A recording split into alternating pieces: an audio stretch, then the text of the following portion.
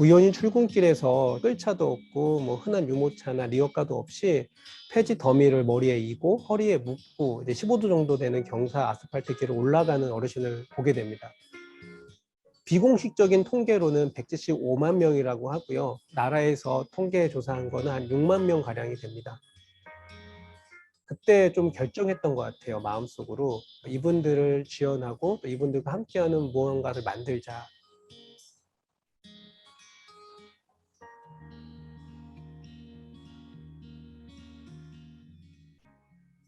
저희는 이제 전국에 175만 명이라고 하는 폐주식 어르신들의 생계와 안전을 지원하자라는 의미로 시작한 기업인데요. 먼저 그분들에 대해 가장 큰 문제였던 낮은 폐지 가격. 제가 처음에 활동한 2013년도에는 키로당 140원이었거든요. 현재는요, 50원. 낮은 곳은 40원 하고 있거든요. 어르신들의 폐지를 키로당 300원, 시세의 한 6배 정도 높은 가격으로 매입을 하고 있고요. 페이퍼 캔버스 아트라는 걸 제작합니다. 그래서 이것을 판매하고 그 수익으로 어르신들의 생계와 그다음에 안전과 고용까지 지원하는 사회적 기업입니다. 어르신들은 보통 평균적으로 한 하루에 8시간 정도 노동을 하시는데요. 이틀 정도를 하면 16시간이잖아요. 그러면 100kg 정도를 모으세요. 보물상에 가시면 100kg가 1kg당 50원이니까 5,000원 되겠죠. 그러면 하루 임금이 약 2,500원 꼴 나오는 거예요. 최저임금 비하면 엄청 낮은 금액을 받고 계신 거죠. 노인 빈곤에서의 그 다른 점은 단순히 배고픔이 아니라 정고품까지 겸하고 있다는 거죠. 그래서 그런 정서적인 결핍이 이 폐주민 어르신들한테 이제 강력하게 좀 부여되고 있어요. 그래서 왜 주세요라고 물으면 경제적으로 어렵다고 해서 죽는다는 분들도 계시지만 한 20% 정도는 할 일이 없어서 죽는다고 하세요. 그래서 폐주민 어르신들한테 저희가 이제 여행도 보내드리고 말벗도 해드리고 사소한 도움도 드리고 하는데 노인 빈곤에서 가장 상징적인 문제이지 않나라는 생각에 폐주민 어르신들에 좀 집중하게 된 것 같아요. 저희가 먼저 이제 폐주민 어르신들한테 펫박스를 한 키로당 300원씩 구매를 하고요. 구매한 펫박스를 가로 23cm, 세로 15cm 정도 크기로 재단을 해서 겹겹이 쌓은 다음에 헝겊으로 뒤집어 씌우는 가공 형태로 해서 페이퍼 캔버스를 만들어내요. 그래서 페이퍼 캔버스를 저희하고 협약된 300여 명의 재능기부 작가들한테 택배로 분기마다 발송을 하고요. 그래서 작가님들이 택배로 다시 저한테 보내주십니다. 그러면 그것들을 저희가 사진 촬영해서 온라인에서 판매를 하고 또 정기 구독자들한테 이제 보내드리고 플리마켓이나 이런 데서도 판매도 하고 있습니다. 그렇게 판매된 수익으로 아시는 어르신들한테 찾아가서 생계와 이제 여가와 이제 건강 그런 이제 지원들을 좀 해드리고 있어요.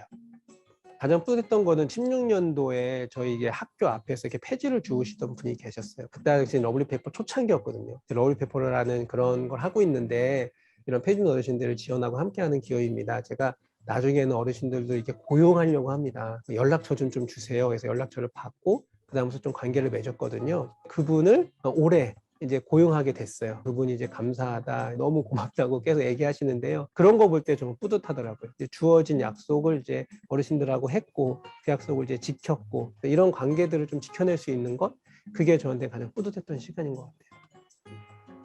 과연 이분들이 하고 있는 이 활동 자체를 우리가 하지 말아야 되는 활동으로 규정하고 있는 건 아닌가. 그래서 이분들이 한 분당 연간 1년에 9톤 정도를 폐지를 수집하시는데요. 그걸 나무로 환산해 보니까 30년생 소나무 89로 해당되는 거예요. 라면 박스든 뭐 사과 박스든 그런 이제 박스 하나면 캔버스 3개 정도가 이제 나오는 분량이에요. 그 3개가 작품으로 가게 되면 하나 꼴당 3만 원이거든요. 박스 하나를 우리가 한 150원 정도에 사오는 격이니까 150원 박스에 9만 원 정도의 가치가 있는 캔버스 아트가 만들어지는 거죠. 흔히 우리가 자원을 재활용하거나 분리수거라면 환경을 지킨다고 얘기하잖아요. 그렇게 이분들이 하고 있는 활동을 다른 각도로 봐보면 상당히 의미 있는 활동이다. 어르신들이 하고 있는 이 폐지수거 활동이 그냥 불쌍하고 연민이고 동정의 대상이 아니라 충분히 공감할 만한 일이라는 것들을 좀 기억해 주셨으면 좋겠습니다. 최종 목표는 사실 이제 좀 거창하지만 멋있게 망하는 거예요. 저희 같은 러블리페이퍼와 같은 사회적 기업이 이 시대에 많이 존재한다는 거는 사실 불행한 사회거든요. 그만큼 사회적 약자와 사회 문제가 팽배한 거니까요.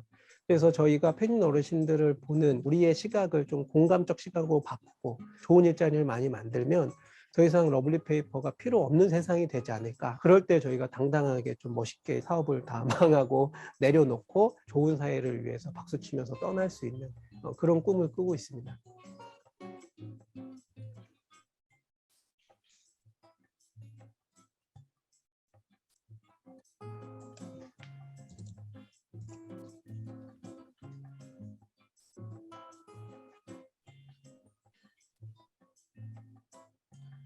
네, 선생님도 안녕하세요. 저 방금 영상에서 만났던 기훈이 대표입니다. 네, 우리 박한 선생님 멋있게 망하는 게 멋있게 망하는 거라고요. 예, 말이 인상적입니다. 아, 감사합니다. 예. 제가 진짜 망할까요? 망하는 세상이 왔으면 좋겠어요. 예, 저희 같은 기업 없어져야 합니다. 네, 감사합니다. 우리 차민 선생님 반갑습니다. 네, 인사 나눠주셨는데요. 감사합니다. 오늘 늦은 저녁 시간에 어떻게 보면은 또 피곤하고 오늘 하루 종일 아이들하고 있고 또 집에 오셔서 또 나름대로 육아와 또 가정일에 매몰차게 일하셨을 것 같은데 그래도 불구하고 시간을 금쪽같이 내주셔가지고 저하고 이렇게 1시간 정도 나눌 수 있게 해주셔서 너무 감사드리고요. 제가 여러분하고 이제 나눌 이야기 주제가 요새 이제 많이 이야기되고 있는 거잖아요. ESG. ESG에 관해서 혹시 이렇게 들어보신 분 있으세요? 들어보신 분? 고개를 끄덕이시고 손도 들어주시고, 네, 감사합니다. 네. 근데 이제 ESG를 들어보실 때는, 이게 막연하기도 한데, 오늘 저하고, 제가 생각하는 ESG가 있거든요. 물론 이제 그게 ESG의 정서라고 벗어나지 않습니다. 하지만 조금 더 이 러블리 페이퍼라는 기업이 해석한 ESG, 그리고 그것을 어떻게 학교의 현장과 같이 공유하면서 공감하면서 풀어낼 수 있을까?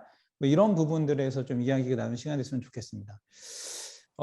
먼저 제 소개를 좀 더 마저 하자면요. 이제 여러 방송하고 뭐 나왔어요. 네. 이게 제가 나오고 싶어서 나온 게 아니라 계속 찍으러 와요. 네, 네, 좀 귀찮습니다 이제는. 네, 그런데 뭐라 그럴까? 저희의 러블리 페이퍼 이야기가 이야기거리가 되니까 뭔가 사람들한테 알려줄 만한 소재가 되니까 이렇게 촬영을 오는 거 아니겠습니까? 그래서 그런 부분에서 충분히 저희가 매력을 갖고 있다는 생각이 드는데요. 그 이야기거리 핵심이 뭐냐? 그게 저는 ESG라고 생각이 들어요.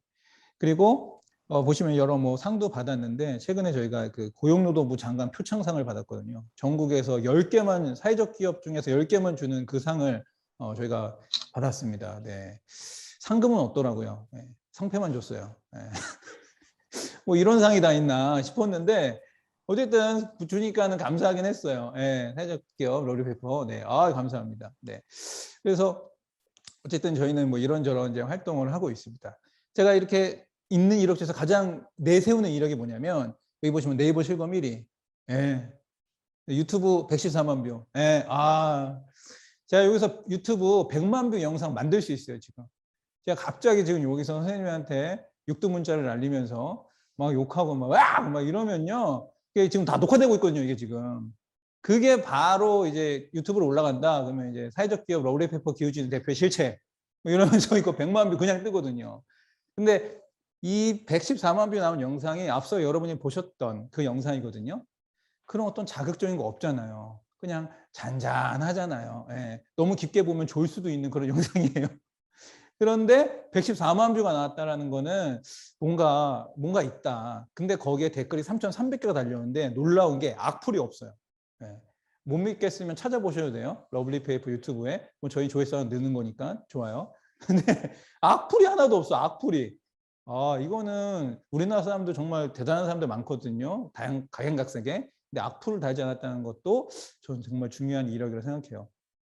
네이버 실검 1위. 네, 이거 아무나 하는 거 아니죠? 네. 요거 사회적 기업이자 최초자 마지막 거예요. 최초자 마지막. 왜냐? 네이버가 더 이상 실검 서비스를 하지 않아요. 네. 그래서 저희가 최초이자 거의 마지막으로 실검 1위를 한 그 사회적 기업이 아닐까라는 잠재적인 통계를 갖고 있습니다. 어쨌든 저희는 이렇게 조금 이제 조금 사회적 기업 파트에서는 조금 이제 하는 기업인데 선생님들 앞에서 명함도 못 내놓죠. 예, 뭐 이렇게 전국적으로 유명한 선생님들이 러블리 페이퍼를 얼마나 아시겠어요. 그래서 제가 이번 기회에 ESG도 알리고 러블리 페이퍼도 알리고 캔버스 멘토와 또 우리 모야와 또 러블리 페이퍼가 함께하는 것도 알리고 뭐 이런 것들 선생님한테 알리고자 이렇게 나왔습니다. 그래서 오늘 이렇게 이 순서대로 진행을 해볼 텐데요. 제가 진짜 강의 뭐 여러 군데 하긴 하는데 목차 잘 안 만들거든요. 진짜 선생님들이니까 제가 목차를 만들어 준 거예요, 진짜. 애들하고 뭐 대학생이나 애들이나 성인 강의할 때는 목차 안 만듭니다. 그냥 제가 하고 싶은 대로 해요. 근데 왠지 선생님들한테 강의할 때 목차 만들어야 될 것 같아. 선생님도 그런 거 좋아하시잖아요. 기승전결 해가지고 이 목차 한번 만들어 보자 해가지고서는 만들어 봤습니다. ESG에 대해서 제가 간략하게 얘기할 거고, 러블리 페이퍼 ESG. 그래서 학교에서 그러면 어떻게 ESG를 가르칠 수 있을까가 아니라 배울 수 있을까? 학생 관점에서 제가 봤어요. 학생 관점에서 어떻게 배울 수 있을까? 선생님도 한번 그런 부분에서 같이 고민해주는 시간이 뒤에 있었으면 좋겠습니다. 먼저 이런 질문을 드리고 싶어요. 선생님의 학생이라고 하면은 조금 감정이입이 덜 되니까 선생님들의 자녀라고 생각해 볼게요. 자녀가 없으신 분들은 뭐 조카. 선생님들의 가족 중에 한 자녀가 있다면 걔가 나중에 그 그레타 툰베리가 됐으면 좋겠어요? 아니면은 마크 주크버그가 됐으면 좋겠어요? 여러분은 자녀가 누가 됐으면 좋겠습니까? 어떤 분? 네. 다 풀네임을 쓰기 어려우면 그레타 또는 마크 또는 주크버그 이렇게 얘기해도 돼요. AKJM은 없습니다. 네, 죄송하지만 AKZM이라는 사람은 존재하지 않을 것 같아요. 마크. 네, 마크는 존재할 것 같습니다. 네, 마크. 네. 그레타 툰베리 하신 분도 있고요. 그다음에 마크 주크버그. 네. 좋죠. 근데 마크 주크버그가 뭐 한 사람인지는 아시죠? 알고 지금 하시는 거죠? 마크 주크버그가 뭐 한 사람은 알죠? 마음은 툰베리인데 실상은 주크버그. 우리 박권 선생님. 네, 자기 자녀. 그래서 제가 이제 그레타 툰베리도 좀 나오긴 하는데요. 제가 만약에 여기다가 여러분들이 가르치는 학생들은 뭘 되게 원하십니까 하면은 여기 툰베리 이렇게 올라갈 수도 있는데, 근데 자녀가 뭐가 되길 원하냐, 그러니까 이거 고민되는데 툰베리 이거 먹고 사나 툰베리? 주크버그는 지금 잘 먹고 살죠. 세계에서 10손권 안에 드는 부자입니다. 자, 그래서 제가 이 질문을 왜 드리냐면요. 저는 이런 것 같아요. 진로와 진학적인 관점에서 봤을 때 둘 다 진학에 실패한 케이스일 것 같거든요. 제가 볼 때는. 왜냐면 툰베리는 뭐 금요일마다 학교 안 가고 환경운동 한다고 애들 선동한 애예요. 그러니까 진학은 뭐 물 건너 갔고, 주크버그도 하버드를 갔습니다. 하버드.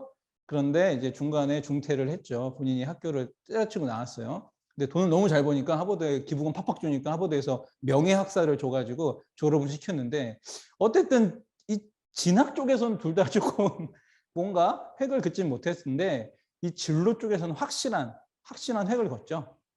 어떤 자기만의 아이덴티티를 딱 거고, 그 툰베리 같은 경우는 어린 나이에도 불구하고 확실한 정체성이 있잖아요. 근데 다소 우리의 아이가 그런 삶을 산다고 하면은 다소 불안하고 왠지 밥벌이 못할 것 같고, 근데 시대가 바뀌었습니다. 툰베리 같은 애들 밥벌이 해요. 왜냐하면 걔가 지금 얘기하고 있는 게 환경이잖아요. 이 환경이 즉 미래의 먹거리라는 얘기예요. 그러니까 앞서 얘기했던 주크버그도 이 친구가 앞으로도 계속 페이스북 뭐 지금 업체명을 바꿨죠. 메타로. 얼마 전에 메타라는 업체명으로 바꿨는데, 그 메타가 계속해서 미래적으로 성장하려면 이 환경을 이해 못하면 안 되거든요. 그렇기 때문에 툰베리도 죄송합니다. 툰베리 생각하니까 목이 메요. 툰베리 물 좀 마시고. 툰베리.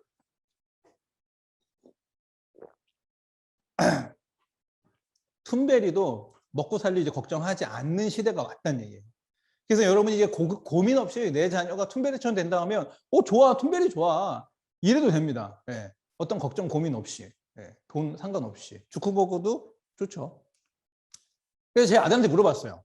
제 아들이 중학교 1학년의 애가 있거든요. 그렇게 안 보이죠? 중1이 있어요. 중1이 있는데 남자예요. 걔한테 물어봤어요. 똑같은 질문했어요. 너는 툰베리가 될래? 주크버그 될래? 그랬더니 애가 꼭 선택해야 되는 둘 중에. 그래, 선택해. 했더니 어렵다. 근데 나 다른 거 선택하면 안 되냐. 그래서 누구 하니까는 걔가 선택한 사람은 이 사람이었어요. 아빠처럼 될래? 아빠처럼. 아빠처럼. 네. 이래봐도 제 아들이 5살, 6살 때부터 저 따라다니면서 우리 어르신들 뭐 하는 거 다 이렇게 봤거든요. 어느 날 그런 질문을 하더라고요. 아빠는 도대체 그 고령화 문제를 해결하는 사람이야, 환경 문제를 해결하는 사람이야? 이렇게 물어보더라고요. 예. 그래서 둘 다다, 둘 다. 그랬는데 이 친구가 이제 저를, 아, 감사합니다. 행복한 아빠. 예. 그 행복한 아빠인데, 그 친구가 내일이 생일이거든요. 근데 제가 지금 이곳에서 강의를 하고 있습니다. 가서 생일잔치 준비해 줘야 되는데, 아, 그 멋진 아빠 플러스 1점인데, 아, 제가 여러분한테 받은 에너지를 가지고 오늘 밤에 12시에 싸질러서 진짜 행복한 생일을 만들어 볼게요. 어쨌든 이 친구가 저를 딱 이렇게 찍는 순간 뭔가 찡 하면서도, 아, 얘가 사회적 기업가가 어떤 일을 하는지 대충 알고는 있구나 라는 생각을 하게 되더라고요. 예. 중1이에요, 중1. 그렇게 된다면은 여러분들이 가르치고 있는 아이들이 가장 최연소가 중1 정도 될 텐데, 걔네들도 충분히 사회적 기업가나 아니면 이런 ESG나 내지는 사회적 가치나 이런 부분들에서 충분히 이해할 만하다라는 그런 결론을 얻었습니다. 이 소설책인데요. 이 소설책이 얘기하는 거는 미래의 희망, 청년들한테 미래의 희망은 없다. 이런 거예요. 왜냐하면 지금 너무 안정적이잖아요. 기성세대들이 경제와 정치를 너무 안정적이게 만들어놔서 청년들이 그걸 비집고 뭔가를 해야 되는데 그게 없다. 청년들이 되게 우울하고 힘들다. 막 이런 이야기를 써놓은 소설책이거든요. 그걸 표백이라고 하고, 이 소설책이 되게 유행해가지고 그 세대를 이제 표백 세대 뭐 이렇게 부르기도 합니다. 그런데 여기에서 소설책에서 궁극적으로 얘기하자 하는 건 너네가 희망이 없다가 아니라 틈이 있다요. 틈이. 왜냐? 세상이 변하고 있거든요. 세상은 계속 변하고 있는데 마치 우리가 변하지 않고 되게 안정적이다라고 생각하는 거예요. 그러니까 무슨 노력을 해도 이 안정적인 세상이 바뀔 만한 이슈가 없다라는 거죠. 네. 내가 어떤 의견을 내도, 좋은 의견을 내도 그 의견이 반영될 수 있는 여지가 없다라는 거예요. 그런데 그게 아닐 수도 있다는 거예요. 지금 세상이 바뀌고 있으니까. 2020년대 지금 청년들이 얘기한 사회 문제가 지금 보고 계신 게 소득 양극화나 사회 안정망 부재 같은 거고요. 10년이 지나면 어떤 문제가 있을 것 같아? 라고 물어봤더니 저출산 고령화, 일자리, 뭐 복지 이런 문제를 이야기했어요. 계속해서 40년, 50년, 60년의 시간이 지나갈수록 문제들은 다양해지고 계속 바뀔 겁니다. 더 복잡해지겠죠. 그렇게 세상은 바뀌고 있어요. 근데 이거를 우리가 너무 멀리서 보니까는 안 바뀌는 것 같은 거예요. 너무 편안한 것 같은 거예요. 네. 그래서 우리 청년들 내지는 이 청소년들이 이 안에 깊게 들여다보면은 이 틈이 있어요. 사회가 이렇게 변화하고 있는 틈이 있는데 그 틈에서 뭘 해야 되냐? 자기가 어떠한 역량과 능력을 발휘해서 그 틈을 이렇게 장악해야 되거든요. 내 틈으로 만들어야 되거든요. 저는 그게 되게 중요하다고 생각합니다. 안 그러면요, 죄송하지만 짜놓은 시스템대로 그대로 갈 수 있어요. 초등학교, 중학교, 대학교, 취업, 일하다가 명태, 치킨집, 그 다음에 프랜차이즈 3년 뒤에 망하고, 빚, 뭐 이런 거. 틈이 없어요, 그거는. 네. 거기에다가 지금 다 많이 보셨을 거예요. 이 틈은요, 전 세계적으로 있어요. 네. 그리고 이게 더 깊어지고요. 해결해야 될 게 17개가 이것도 줄여서 나온 것이 사실은 더 많아요. 이 안에 세부 항목을 따지면 어마어마합니다. 100개가 넘어갑니다.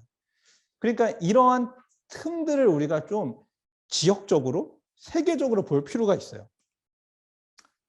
우리한테 다가오는 가장 큰 위기라고 따지면은 누군가는 경제 위기라고 이야기할 수 있겠지만, 또는 너무 과도한 경쟁이라고도 얘기할 수 있겠지만, 사실은 이 들끓는 지구, 이 환경이에요.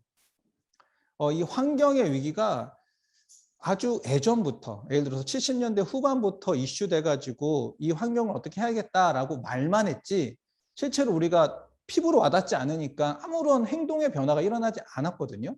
근데 그 틈을 우리가 이제 맛보기 시작한 거예요. 올해만 해도 폭염이 30일이었거든요. 네. 제가 예상컨대 폭염이 엄청나게 길고 심한 그 해는 한파도 못지않게 길고 심합니다. 올해의 겨울도 저는 단단히 준비해야 된다고 생각해요. 네. 예전에 막 수도관 다 터져가지고선 장난 아니었죠. 그런 어떤 일들이 분명히 벌어질 텐데, 그런 기후 위기, 그런 부분들이 틈이라는 거예요. 그리고 그 틈은 우리한테 분명한 기회로 다가올 수 있다는 거죠. 그래서 그걸 먼저 포착한 사람들이 누굴까요? 포착한 사람들이 그런 사람들이 기업가예요. 기업가는 늘 가장 먼저 빠르게 기회 요인을 포착할 수 있어요. 그러지 않으면 생존하기 어렵거든요. 이 사회에서. 항상 기업가는 안정을 자기가 이렇게 누리거나 그것 상태를 유지하려고 하지 않아요.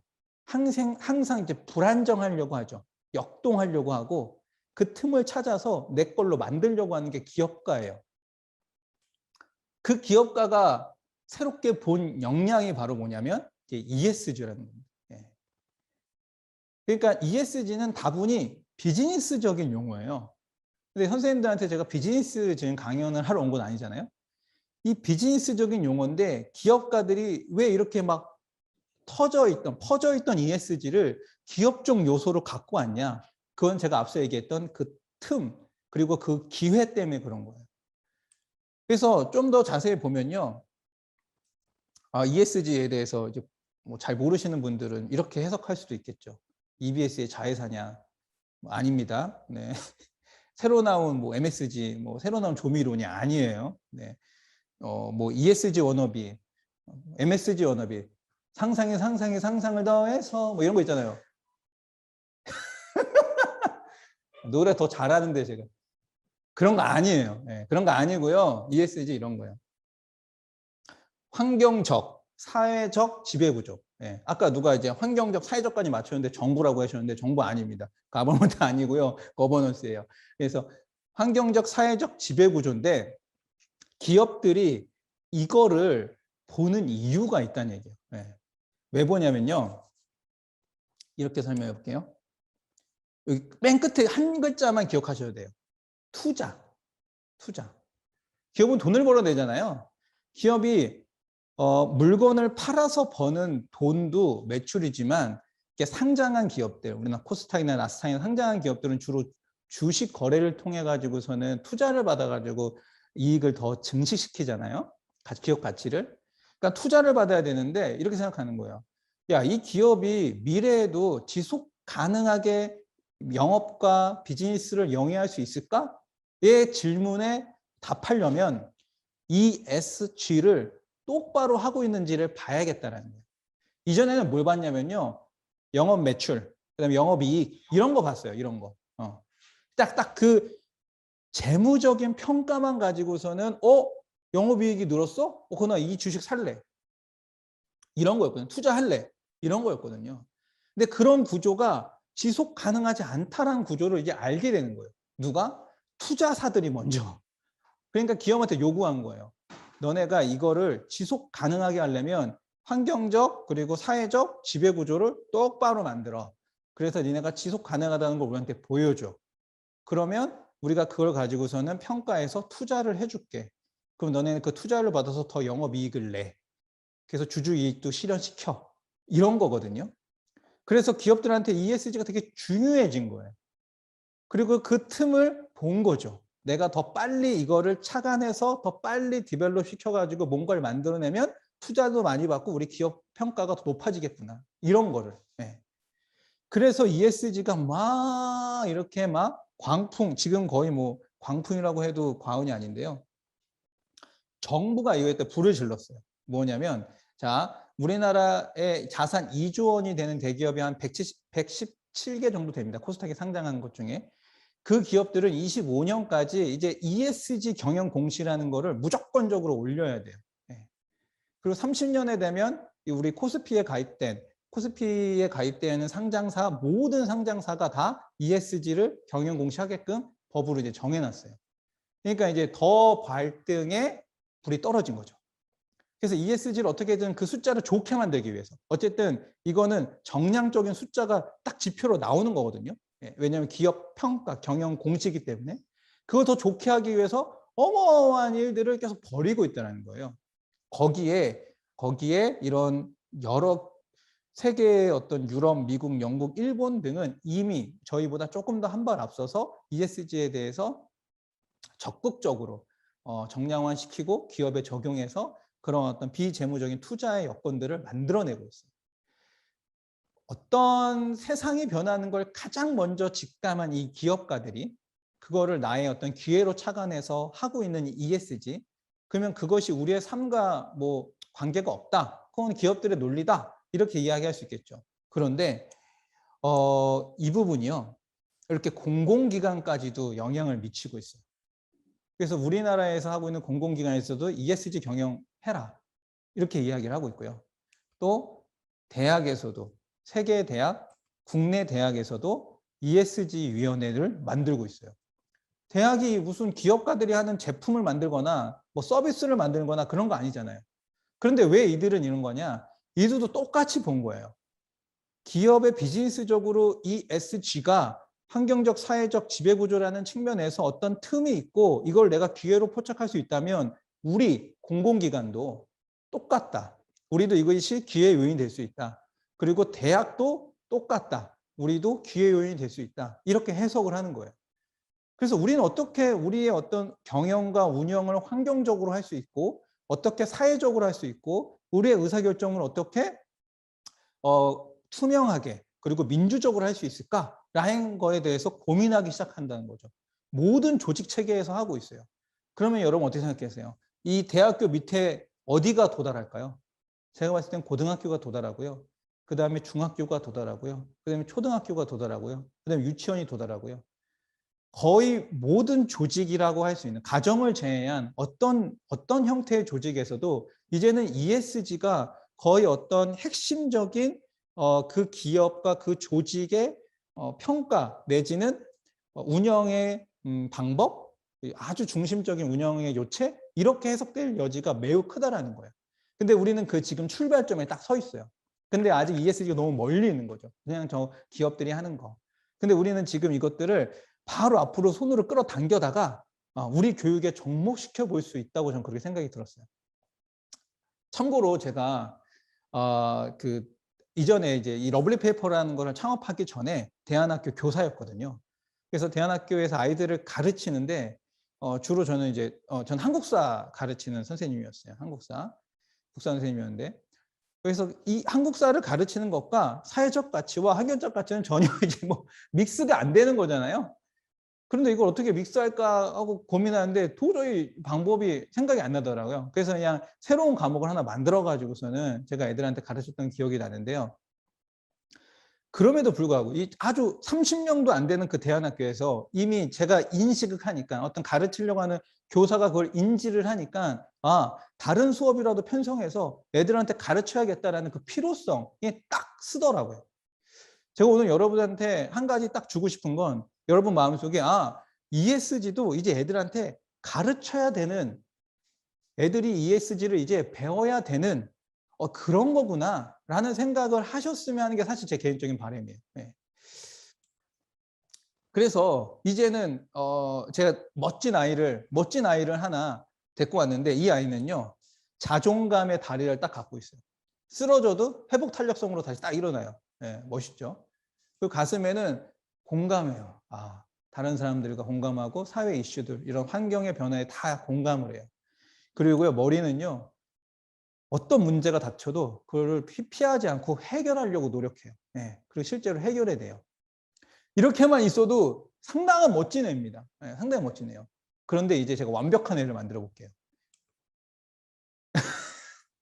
이제 두 팔에 환경적, 그 다음에 사회적 이 두 가지의 형용사를 가지고서는요 모든 것들을 읽어낼 수 있는 친구. 그러면 이 친구는 거의 완벽한 친구가 될 것 같아요. 제가 볼 때는. 네. 여기에 국어, 영어, 수학, 사회, 과학 없습니다. 그런 거 말고 자존감의 다리로 따뜻한 공감으로 이 차가운 문제 해결 능력을 가지고 사회적, 환경적으로 어떤 것들을 읽어낼 수 있는 아이들로 우리가 키워야겠다. 이제까지 우리가 아이들한테 진로나 또는 진학이나 이런 걸 이야기할 때 이 환경 이 부분은 많이 빼고 이야기했을 수도 있어요.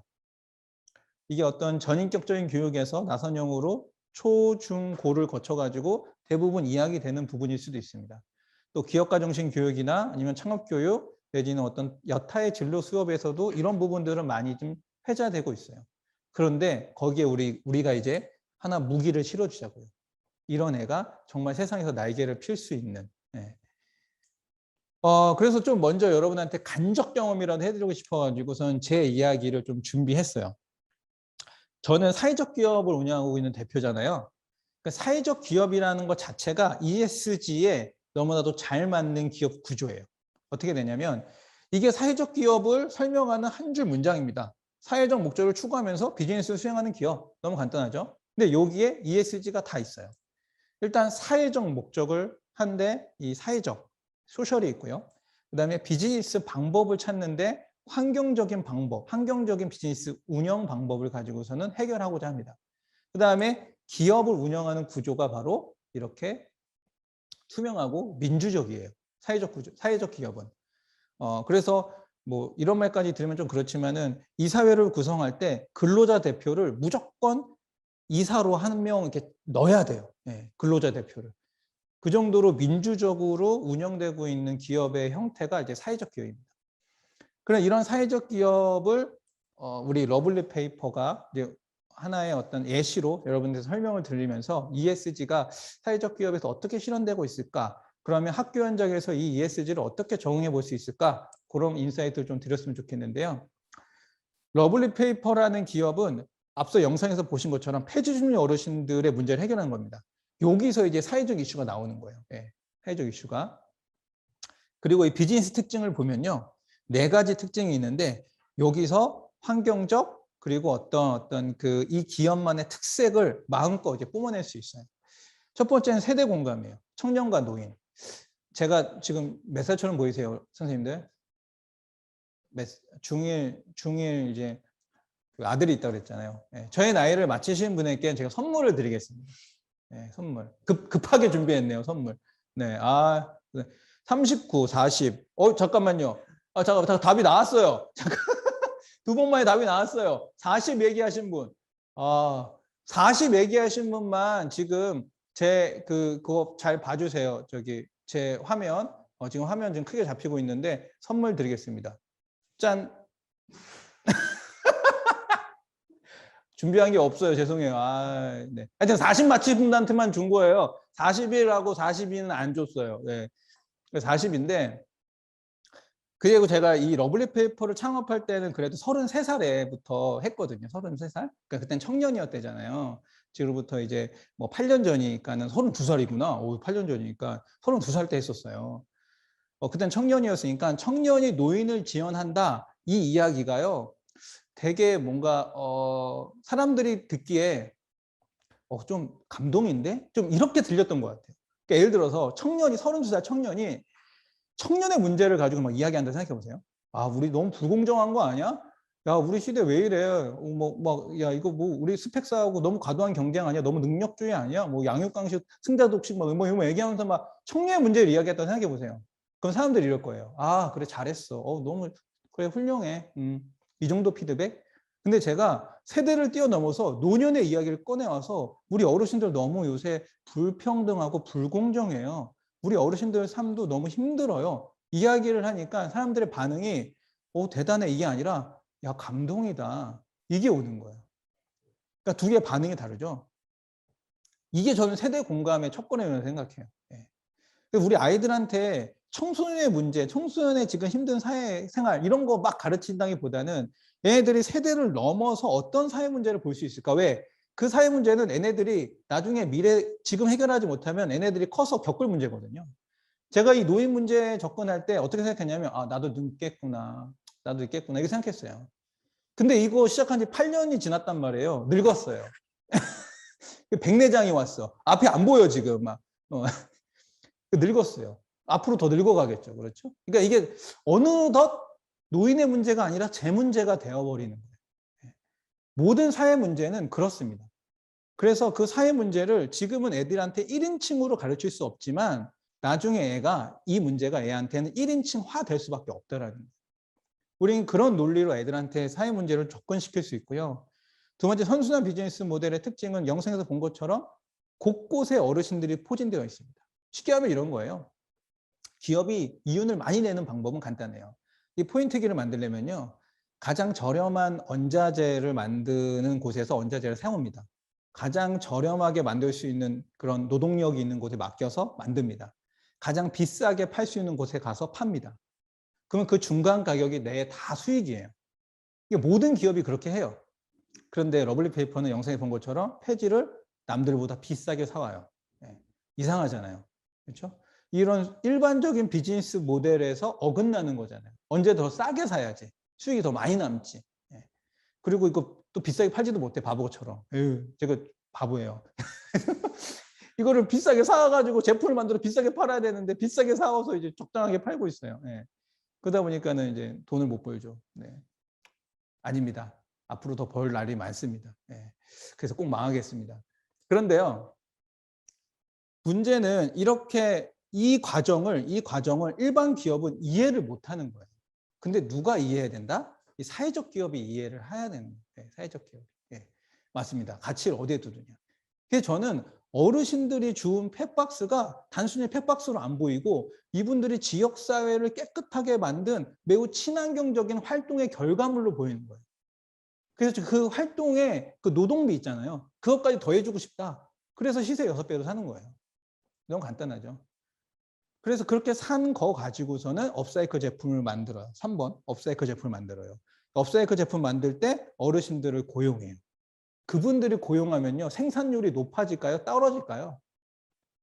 어르신들이 만들면. 청년이 만드는 것보다 어르신들이 뭔가를 생산하면 생산의 효율성이 떨어질까요? 높아질까요? 노인이 안 돼봐서 잘 모르시겠죠? 노인이 만들면 1시간에 청년이 만든 것보다 효율성은 떨어질 거잖아요. 이게 뭐 쉴 때 쉬고 해야 되니까. 그런데 저는 효율성보다 효과성, 어느 게 더 효과적이냐. 그 효과는 뭐와 결론되어 있죠? 소셜 미션하고 결론되어 있죠. 우리가 소셜 미션을 달성하기 위해서 어떤 게 더 효과적이냐라고 했을 때는 어르신들을 채용해서 그분들을 시키는 게 더 효과적이죠. 효율성은 떨어지지만. 그렇죠? 그리고 나서 만든 비즈니스 그 제품으로 판매를 하고 그 수익으로 다시 어르신들을 돕는 거예요. 이런 선순환적인 비즈니스 모델가 업사이클 제품을 만듭니다. 업사이클 나오니까는 요거 업사이클 선생님들은 아시겠죠? 업사이클 뜻을 아신다. 업사이클이 뭔지 안다. 뜻을 아신다. 하시는 분 계셔요? 업사이클 뜻. 아, 네. 네. 리사이클의 업그레이드. 우리, 네, 맞습니다. 우리 뭐죠? 경민님이신가요? 네, 네, 맞습니다. 경민 선생님. 경민님이요. 맞습니다. 본인이 경민님이요라고. 본인이 선수네. 예, 맞습니다. 업사이클이 업그레이드, 리사이클의 합성어예요. 너무 간단하죠? 그러니까 리사이클 업그레이드 했다. 리사이클은 뭔지 알죠? 재활용. 재활용들을 업그레이드 뭔지 알죠? 한층 높인 거. 네. 너무 이제 어려운 단어라서. 그래서 맞아요. 재활용. 우리 조철순 선생님 재활용. 우리나라 말로는 국립어원에 업사이클이 재활용으로 등재되어 있습니다. 그래서 업사이클 재활용 제품을 만드는데 이것이 친환경적으로 해석될 수 있다는 거죠. 그래서 저희는 친고령, 친환경 사회적 기업이다. 그래서 사회적 문제와 환경적 문제를 다 다루고 있는 기업이다라고 이야기할 수 있어요. 후회적 관점의 서비스는 쉽게 얘기하면 이런 거예요. 문제를 현상을 해결하지 않고 구조를 해결하는 거예요. 좀 어렵죠. 네. 자, 현상을 해결한다는 건 이겁니다. 우리 박한순 선생님이 지금 배고파요. 박한순 선생님 배고프면 제가 빵을 줘요. 그럼 어때요? 배부르죠. 내일 또 배고파요. 또 빵을 줘요. 어때요? 배부르죠. 네. 지겨워요? 빵 지겨워요? 내일 모레 질려요. 그렇죠? 근데 입 모양 보고 맞췄어. 지겨워요? 질려요? 비슷했죠. 그런데 그렇잖아요. 질리잖아요. 근데 사람들이요, 배고픈 사람한테 빵만 준단 말이에요. 왜? 빵이 싸고 많이 줄 수 있어요. 박강 선생님은요, 스파게티 먹고 싶었어요. 그것도 오일 파스타. 근데 빵을 주네. 그 사람의 욕구는 생각하지 않는 거예요. 내가 줄 것만 생각하는 거예요. 이걸 우리는 시혜적이라고 얘기하거든요. 근데 러블리 페이퍼는 호혜적. 주고받고 그 사람이 뭐가 원하는지, 뭘 필요하는지. 그래서 어르신 찾아가면요, 뭐 도와드릴까요? 형광등 좀 바꿔줘. 저거 불 꺼놔가지고 내가 허리 아파서 못 가른 지 한참 됐어. 그분한테는 쌀이 필요한 게 아니라 방한복이 필요한 게 아니라 형광등 교체가 필요한 거예요. 그럼 그거 하나 교체해 드리고 오는 거예요. 그러면 그분이 원하는 걸 우리는 해준 거죠. 예. 이게 호혜적인 건데, 즉 그 얘기가 사회적 문제를 해결하는 게 아니라 그 구조를 해결하는 거예요. 그분이 더 이상 배고프지 않게끔 우리는 뭘 해야 되는가. 그러면 일자리를 주면 되겠다. 일자리를 주는 거예요. 어떤 지원책을 더 만들어내서 이걸 복합적으로 지원해 주면 좋겠다. 그걸 해주는 거예요. 그걸 우리는 호혜적 관점의 서비스라고 이야기합니다. 좀 장황하게 제가 4가지 특징을 얘기했는데 러블리 페이퍼를 이해하는데 가장 중요한 페이지라서 이야기를 했고요. 제가 이렇게 러블리 페이퍼를 시작하게 된 이유 궁금하세요? 안 궁금하세요? 궁금하면 제가 이 장표를 얘기하고 궁금하지 않으면 그냥 스킵하겠습니다. 평범한 대안학교 교사에서 궁금, 네. 감사합니다. 네. 이거 좀 철진한 유머인데 궁금하면 500원. 네. 그럼 넘어가겠습니다. 네. 네. 궁금해요. 좋아요. 좋습니다. 제가 이분 때문에 그래요. 이분이 펫박스를 줍는 분이잖아요. 이분을 만나기 3개월 전으로 한번 가볼게요. 제 마음속에요. 이런 생각이 있었어요. 좀 이웃도 살펴보고 그다음에 좀 뭐라 그럴까 내 이웃이 누굴까 이런 것도 한번 정의해 보고 싶고 그리고 여기 보시면은 사회적 경제도 되게 궁금했고 뭐 이런 시절이 있었어요. 예, 뭔가 에너지를 더 태우고 싶었던 시절. 그런데 막상 내 이웃이 누군지 잘 모르겠는 거예요. 예. 그래서 작정하고 찾아봤죠. 그랬더니 누가 보이기 시작하냐? 폐주민 어르신들이 보이기 시작하는 거예요. 그 폐주민 어르신들을 보니까 저분들은 내 이웃 같은 거예요. 막 눈에 계속 보이는 거예요. 마치 선생님들 임신하면 임산부만 보이잖아요. 군대 가면 군대 간 사람만 군인만 보이는 것처럼 폐주민 어르신들 꽂히니까 그분만 보이는 거예요. 막 이렇게. 그래가지고 어떡하지? 그래서 어떻게 할까 하다가 도와줄 게 방법이 별로 없어가지고 제가 선택한 한 가지가 있어요. 뭘 선택했냐면요. 시간관계상 퀴즈네요. 퀴즈 안 낼래. 네. 시간관계상 그냥 얘기했습니다. 사진을 찍고 다녔어요. 사진을. 보이는 곳곳마다 사진 이렇게. 왜냐하면 좀 비겁했죠. 근데 그분들을 도와줄 수 있는 여건이 별로 안 되는 거예요. 뭔가 목적지가 있을 때 우연치 않게 본다거나 바빠 죽겠는데 길 가다가 본다거나 막 이런 거였거든요. 그래서 사진을 찍는 거가 되게 저한테는 익숙하게 되는 그 시점이 거의 3개월 동안 사진만 찍고 다녔어요. 그러다가 누가 나타났냐? 제 눈앞에 이분이 나타난 거예요. 이분이. 출근길에 펫박스를 이렇게 허리에다가 이고 머리에다 이고 막 3차선 도로를 가는 거예요. 제가 출근길 자연스럽게 사진 찍었죠. 또 자연스럽게. 그리고 저는 내려서 도왔을까요? 그냥 갔을까요? 자, 박한수 선생님 그냥 뭐요? 그냥 도왔다. 그냥 도왔다. 우리 조천 선생님은 그냥 갔는데 우리 박한수 선생님이 도왔다를 써줘서 그냥 도왔다가 됐어요. 그냥 갔어요. 도왔어요. 네. 여러분들이라면 어떻게 했어요? 여러분들이라면 갔을까요? 도왔을까요? 자기 자신이라고 생각하고 한번 채팅창에 남겨주세요. 나였으면 출근길에 이런 어르신을 봤다. 그러면은 우리 조철순 선생님 정직하게 네 당연히 도왔어요. 네 우리 경민 선생님, 경민님 네 조금 가식이 있는 것 같죠? 당연히라는 말에서 좀 가식이 느껴집니다. 지각하는 날 아니면 도움. 네 바쁘니까 그냥 가요. 갔어요. 부끄럽지만 그냥 갔어요. 뭐 부끄럽나요? 그게 뭐 네 바쁘니까 네 맞습니다. 저도 핑계를 대자면 출근길이고 바쁘고 제가 늦으면 조에 빵꾸 나고 교장선생님한테 혼나고 그냥 갔어요. 그리고서는 수업 쉬는 시간에 이 사진 이렇게 본 거예요. 근데 뭔가 내가 왜 이제까지 사진 찍고 다녔지? 뭐 이런 생각이 드는 거예요. 이 한 분은 그냥 좀 도와드릴 걸. 안 되겠다 하면서 사진은 그만 찍고요. 그 주부터 토요일마다 작정하고 어르신들 찾아다녔어요. 왜? 도와주려고. 예. 그렇지 않으면 도울 수가 없더라고요. 작정하고 나가지 않으면. 그렇게 작정하고 나가서 어르신들 만나고 안녕하세요 인사하고 어디 사세요? 저 여기에서 일하는 누구누구예요? 하다 보니까 친해져서 집까지 가게 되고 그러다가 그 어르신 집에 어떤 어르신 놀러 와서 그 어르신들 알게 되고 그러면서 동네 어르신들 대부분 알게 되는 뭐 그런 상황까지 이제 이르렀어요. 이거를요 하면서 어르신들의 문제를 그러면 내가 어떻게 해결할 수 있을까? 그냥 만나서 인사하고 이런 걸로 해결하는 건 아닌데 그때 이제 이걸 생각한 거예요. 이 3단계. 제가 이제 이 문제를 한 가지 방법으로는 해결할 수 없겠으니 사회적 그리고 경제적 정책적인 방법을 해결하자 해서 이렇게 만들어내서 지금 러블리 페이퍼까지 하고 있는 거죠. 그리고 이것들의 첫 번째 이 사회적은요, 학교랑 너무 연관이 깊어요. 여러분 학교에서 폐지 많이 버리시죠? 그렇죠? 그 폐지 어떻게 쓰세요? 버린 거 관심 없으시죠? 아무런 관심도 없으실 거예요. 고등학교 3학년 고등학교 3학년 애들이거든요, 얘네.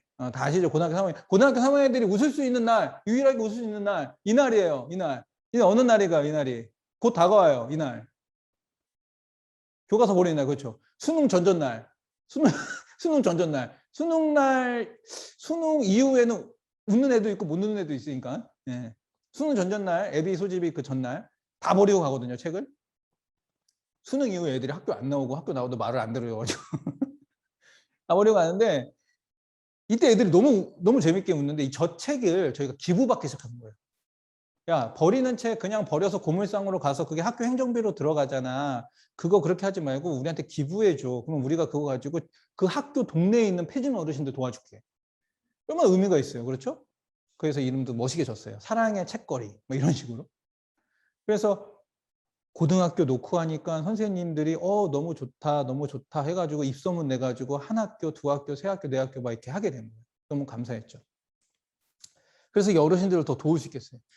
그래서 이거를요, 제가 13년, 14년, 15년, 16년, 17년 막 이렇게 하니까 사람들이 어떤 반응인지 알아요? 너 아직도 해, 그거? 아직도 하니? 사람들이 지켜봤는데 처음에는 별거 아니라고 생각했어요. 근데 계속 하니까 아직도 해? 이러면서 10만 원도 후원해주고 5만 원도 후원해 이렇게 시작하는 거예요. 그때 제가 깨달았어요. 뭐가 되려면 계속 해야 되는구나. 네. 첫 번째, 작정하고 한다. 두 번째, 계속한다. 이게 제가 깨달은 거예요. 선생님들이 만약에 어떤 ESG나 아니면 진로 수업에서 색다른 걸 도입해가지고 할 때 쉽지 않을 거예요. 왜냐하면 그 성과도 눈에 드러나지도 않고 뭐 쉽지도 않고. 근데 저는 이런 기업을 운영하는데도 사실 교육적인 어떤 트렌드나 콘텐츠를 만들어도 동일하게 적용한다고 생각하거든요. 진짜 어떠한 것을 작정하고 내가 애들한테 가르쳐 보겠다. 그리고 이것이 좀 롱텀으로 길게 봐서 꾸준히 했을 때 어떤 성과가 나온다. 우리가 고1한테 했는데 성과가 안 나올 수 있지만 3년 후에 고1한테는 나도 노하우가 쌓이고 레퍼런스가 쌓여서 아직 입학하진 않은 고1이지만 걔한테는 어떤 퍼포먼스가 나올 수 있다는 거죠. 그런 생각으로 꾸준히 했다라는 게 저도 되게 주요했어요. 그래서 이렇게 이제 작용들을 했는데 문제는 폐지 가격 계속 떨어지니까 문제였어요. 그래서 어르신도 돈을 못 벌고 우리도 돈을 못 버니까 그 부분을 어떻게 해결할 수 있을까 하다가 이런 식으로 가설을 세운 거죠. 아까 영상에서 본 것처럼 폐지 비싸게 사서 팔자 뭐 이렇게. 그리고서 이거를 실현한 거예요. 저 혼자 할 수 없으니까는 대학생들 5명 모았어요. 그리고 대안학교 빈교실에 토요일마다 모여가지고서는 만들고 한 거예요. 이렇게.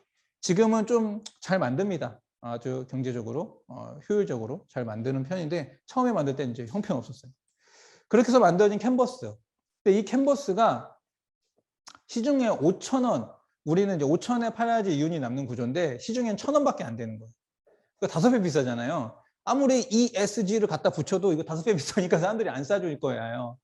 그래가지고 어떻게 하냐? 작품을 그리자. 그러면 가치가 확 높아지니까. 그래서 그림까지 그리게 된 거예요. 근데 그림 그려주는 사람이 없으니까 어떡하지? 하다가 어차피 재능 기부를 받으면 좋지 않을까? 해서 SNS에다가 재능 기부 모집합니다라고 카드뉴스 만들어 던졌는데 올린 지 4시간 만에 150명이 신청하신 거예요. 네. 지금 여기도 신청하신 분들이 뭐 빠르게 접수가 되었죠? 4시간 만에 150명 기록 깰 수 있나요? 네. 4시간 만에 150명. 이거. 그것도 링크를 저희가 빨리 닫아가지고 그런 거예요. 구글 링크 빨리 닫아. 이러다가 우리 이거 캔버스 못 보내. 그래서 150명 채워서 원래 3개월짜리 프로젝트가 1년짜리로. 그리고 그 과정 가운데 이제 사회적 기업으로 가게 된 거죠. 지금은 재능기부 작가님들이 350분 정도 계셔서 연에 2번 정도 꾸준하게 해주시고 계시고요. 그리고 저희 캔버스에 이제 이 환경적 가치를 얘기하면 우리가 종이가 가장 환경적인 소재라고 이야기하시는 분들이 많아요. 근데 이제 재활용률이 많으니까 맞는 말이긴 해요. 근데 분리배출이 잘 돼야지 그것도 맞는 말이고요. 종이를 재활용하는 과정에서 물과 전기 에너지가 많이 들어가요. 실제로. 이 보시는 것처럼 400kg 정도, 400kg 정도의 고지를 가지고 팩박스를 만드는데 물이 약 이제 7만 리터, 그리고 전기는 8,200kW 정도가 들어간단 말이에요. 그런 전기 에너지를 러블리 페이퍼는 쓰지 않아요. 물 에너지 쓰지 않아요. 캔버스 만들 때. 예. 그냥 캔버스 만드는 작업 공간에 전등 불필요한 건 뭐 어쩔 수 없는 거고. 그만큼 제조 과정에서의 친환경이 있고, 두 번째, 캔버스는 일반적으로 나무 틀로 만들잖아요. 근데 저희는 버려지는 펫박스로 만들기 때문에 저희 캔버스가 400개 정도 있으면 나무 한 그루가 보존되는 효과가 있어요. 그러니까 그만큼 환경적이라는 거죠. 두 번째는 내구성도 좋아요. 보시면은 이렇게 일반적으로 캔버스는 가운데가 찢어지지만 저희는 판판해서 찢어지지 않아요. 그래서 이제 저학년 애들 있잖아요. 저학년 애들이 일반 캔버스 갖다 작업하기 힘들거든요. 거기 뻥뻥 막 이렇게 꾹꾹 들어가가지고. 근데 저희 거를 활용해서 어떤 공예나 미술이나 뭐 이런 작업들을 하는 경우들이 많아요. 이런 형태로 이제 진행되고 단계를 밟아서 저희가 인증사회적 기업이 됐습니다. 네. 저는 이제 대안학교 교사를 11년부터 하다가 19년도에 그만뒀거든요. 그러니까 러블리 페이퍼를 13년부터 시작해서 17년에 법인 설립을 했는데 계속 병행을 한 거예요. 그래서 출근하고 애들 가르치고 야자까지 하고, 고3 담임이었어요. 야자까지 하고 퇴근하고 러페 출근하고 일하고 자고 뭐 이거를 이 짓을 3년 해서 23년. 아우 못 해보고 다시는 그 길로 난 돌아가지 않으려요. 예.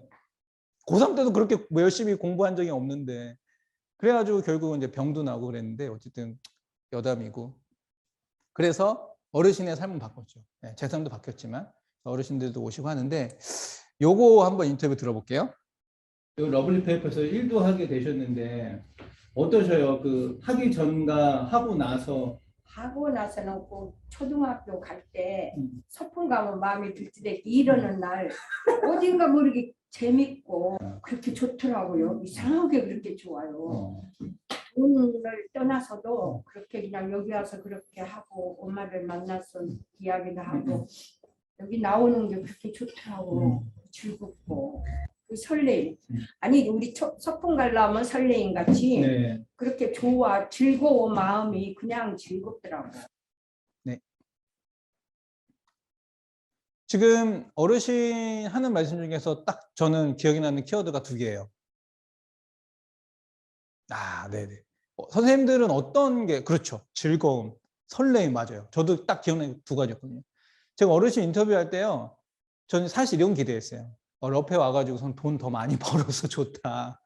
이런 말 나올 줄 알았거든요. 사실 그 좀 기대했고, 우리가 어르신들 폐지 줍는 것보다 약 5.4배 정도 급여를 더 드리니까. 근데 이제 즐겁다, 설렌다 이런 얘기 하는 거예요. 그때 이제 팡 머리에 맞은 것처럼 저도. 대표인 저도 러블리 페이퍼 출근하는 게 즐겁고 설레지 않아요. 근데 우리 어르신 즐겁고 설렌다고 하고 친구들하고 같이 일하고 하니까 너무 좋다. 야, 제가 어떠한 사회적 가치, 환경적 가치, 이거 다 얘기한들 이 한 분이 설레고 즐거운 일을 만들 수 있다면 난 그거 좋다. 이분이 80세 중반이에요. 그리고 폐지운동 일만 15년을 하셨단 말이에요. 근데 노년의 삶의 끝에서 이런 얘기를 할 수 있다는 거, 이거는 러블리 페이퍼가 진짜 존재하는 이유 중에 정말 가장 큰 이유다라고 그렇게 생각하거든요. 예. 그래서 정말 이런 사회적 가치 이런 게 어려운 게 아니라 우리 주변에 있는 누군가의 삶이 바뀌고 있잖아요. 이거 보여주는 거, 이거 경험시켜주는 거, 이것도 전 상당히 중요한 사회적 가치의 배움이라고 생각이 들어요. 그리고 이거는 넘어가고, 그래서 저희가 이제 이런 가치 활동을요, 누구랑 같이 하냐면 이제 기업들도 ESG 지금 광풍이라 그랬잖아요.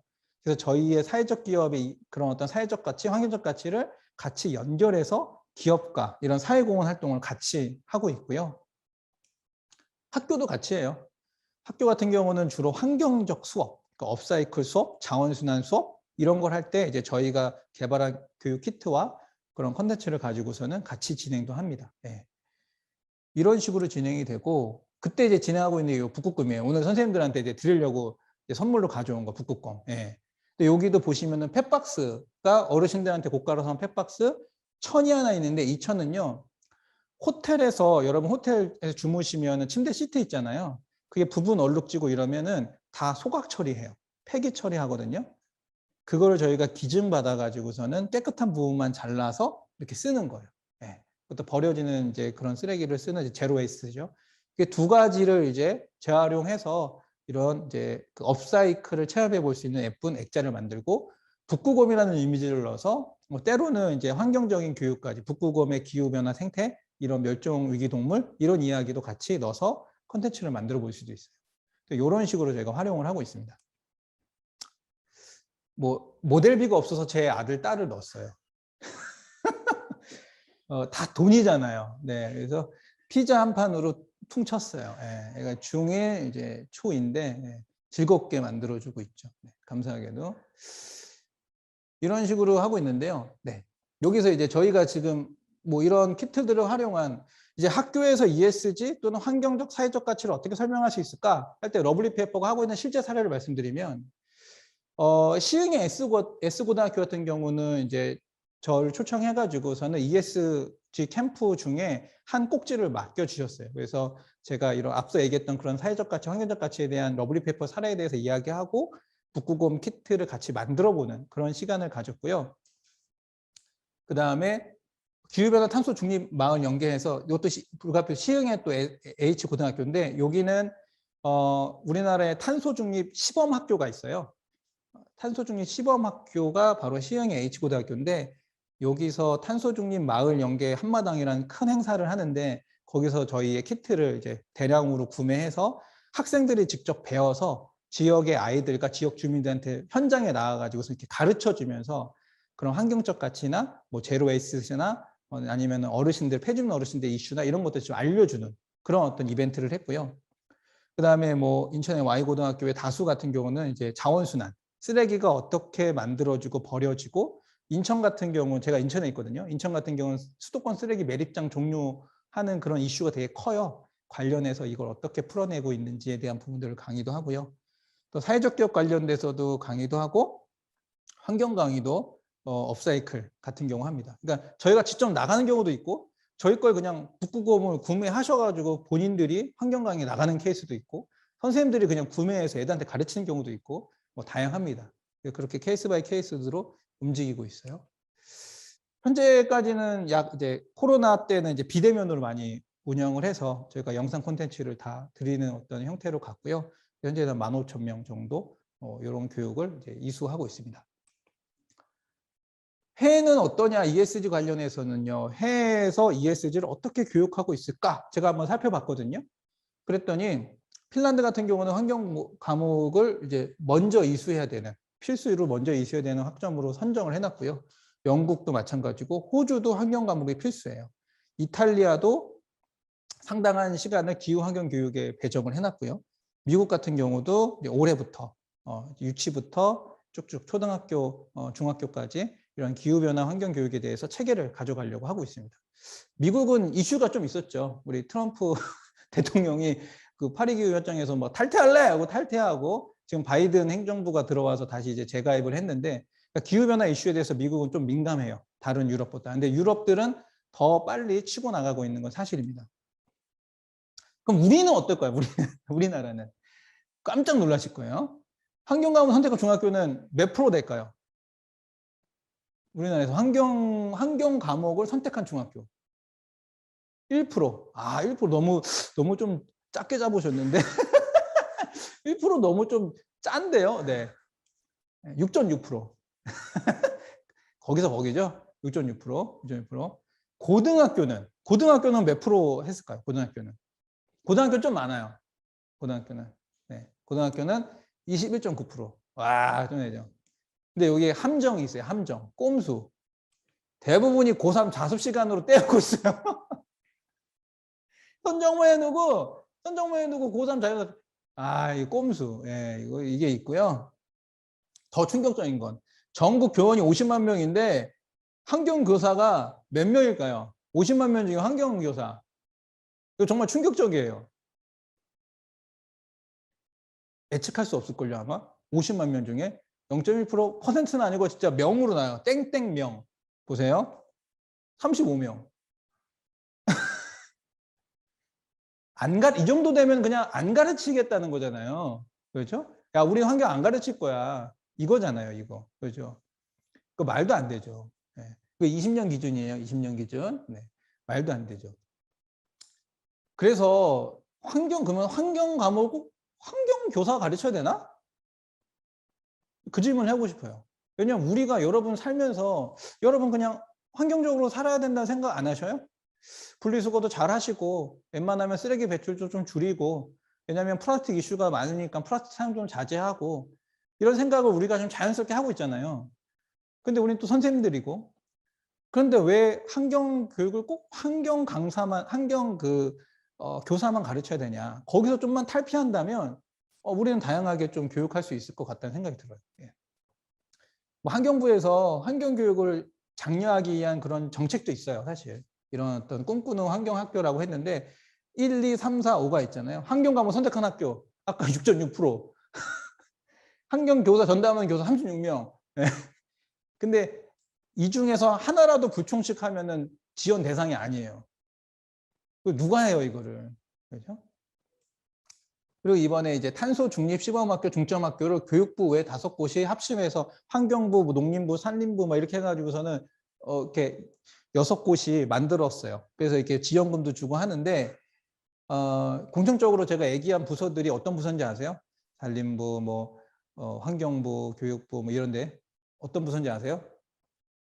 다 예산이 별로 없는 부서들이에요. 별로 힘이 없다는 얘기죠. 예. 그런 데서 이제 예산을 가지고 하니까는 뭐 개수도 좀 적고 파격적이지 않고 막 이러는데, 어쨌든 그래도 제가 만난 그 시흥의 H고등학교는 시범학교로 이제 선정을 해서 그 선생님 이야기 들어보니까 눈물이 젖어요. 예. 그거 하려면 전교사 사인을 받아야 돼요. 이거 선칭하려면 전교사 사인을 받아야 되는데 내일이 될까봐 선생님들 주저주저 하잖아요. 그래서 이분이 내가 다 할게. 내가 다 할게 해가지고서는 그거 얘기하면서 사인 받은 거예요.